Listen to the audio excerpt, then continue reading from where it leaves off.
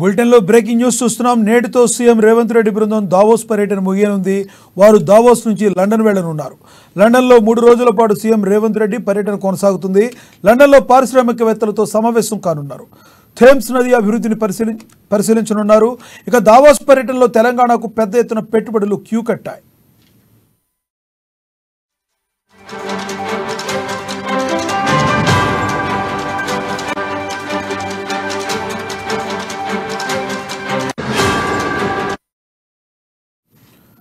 దావోస్లో జరిగిన world economic forum సదస్సులో తెలంగాణకు పెట్టుబడుల వర్షం కురిసింది.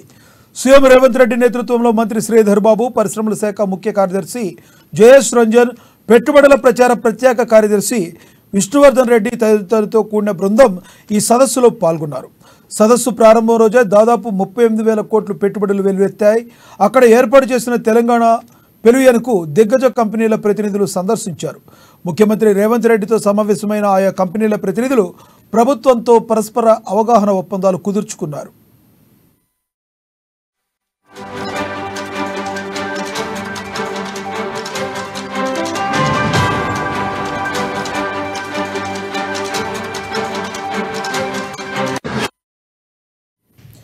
అత్యధికంగా అదానీ సంస్థ 12,400 కోట్ల పెట్టుబడులను పెట్టేందుకు ముందుకొచ్చింది. ఈ మేరకు అదానీ గ్రూప్ చైర్మన్ గౌతమ్ అదానీ సీఎంతో సమావేశమయ్యారు. ఇక తెలంగాణలో నైపుణ్య విశ్వవిద్యాలయం ఏర్పాటు చేయాలని అదానీ సంస్థ నిర్ణయించింది. ఇక పలు విద్యుత్ ఉత్పత్తి సంస్థలతో పాటు బ్యాటరీ సెల్ తయారీ కర్మాగారాలు, జీవ వైద్య ఔషధ సంస్థలు, డేటా కేంద్రాల స్థాపనకు పలు సంస్థలు అంగీకరించాయి.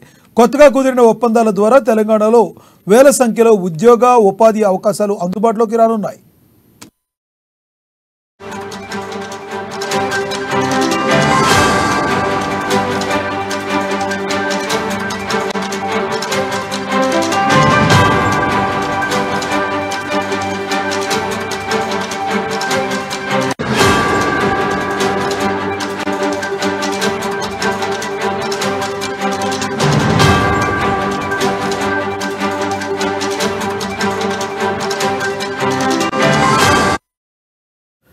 బులెటిన్లో బ్రేకింగ్ న్యూస్ చూస్తున్నాం. నేటితో సీఎం రేవంత్ రెడ్డి బృందం దావోస్ పర్యటన ముగియనుంది.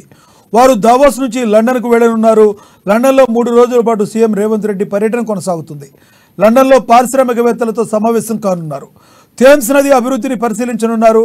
ఇక దావోస్ పర్యటనలో తెలంగాణకు పెద్ద ఎత్తున పెట్టుబడులు క్యూ కట్టాయి. దావోస్లో జరిగిన వరల్డ్ ఎకనామిక్ ఫోరం సదస్సులో తెలంగాణకు పెట్టుబడుల వర్షం కురిసింది. సీఎం రేవంత్ రెడ్డి నేతృత్వంలో మంత్రి శ్రీధర్ బాబు, పరిశ్రమల శాఖ ముఖ్య కార్యదర్శి జయేష్ రంజన్, పెట్టుబడుల ప్రచార ప్రత్యేక కార్యదర్శి విష్ణువర్ధన్ రెడ్డి తదితరులతో కూడిన బృందం ఈ సదస్సులో పాల్గొన్నారు. సదస్సు ప్రారంభ రోజే దాదాపు 38,000 కోట్ల పెట్టుబడులు వెలువెత్తాయి. అక్కడ ఏర్పాటు చేసిన తెలంగాణ పెవిలియన్కు దిగ్గజ కంపెనీల ప్రతినిధులు సందర్శించారు. ముఖ్యమంత్రి రేవంత్ రెడ్డితో సమావేశమైన ఆయా కంపెనీల ప్రతినిధులు ప్రభుత్వంతో పరస్పర అవగాహన ఒప్పందాలు కుదుర్చుకున్నారు.